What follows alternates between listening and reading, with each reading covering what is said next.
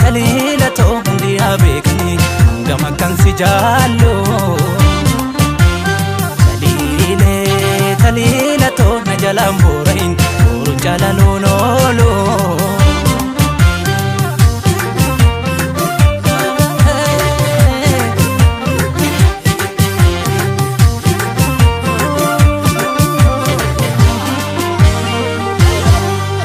Addeessuma fuulli kee adiidhuma keessi kee aduun sinna inni na dura.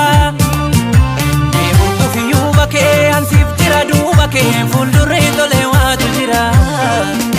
Harka nama laaffisa qalbii nama naasisa ajaa'ibuma naafati kee. Amansi cinaan ga'u lubbuun kiyya yaa ba'u gaafas jabee abbaan si tuqee. Dilli koo yaadii lala ta'uu sitti naamutu. Jajjabeetti jaalala danuu humna galaana ijji diimtuun qarqara karaa siin mil'attu. Gatii qaalii sirratti kennee tamsi gaaggala sitti laafuu hirree yoo tasanarraa gufattu. Akka keetuun jirree keessi dhangalaa baatu simboo oolmaa dachaan miira mara koo guuttee. Gaaritti koo harjaa dilbata dilbiin dhalatte sitti laafuu hirree yoo tasanarraa gufattu. Akka keetuun jirree keessi dhangalaa baatu simboo oolmaa dachaan miira mara koo guuttee. Gaaritti koo harjaa dilbata dilbiin dhalatte.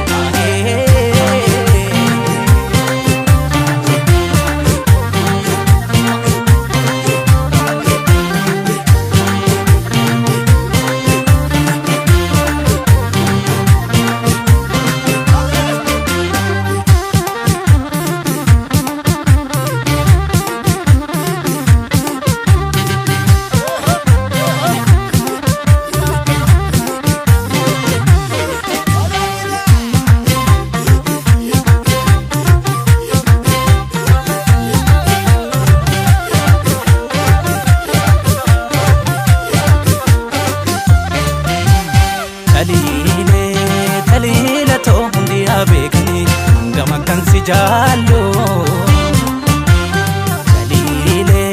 Taliile too na jalaan boora'in boruun jaalaluun oolu.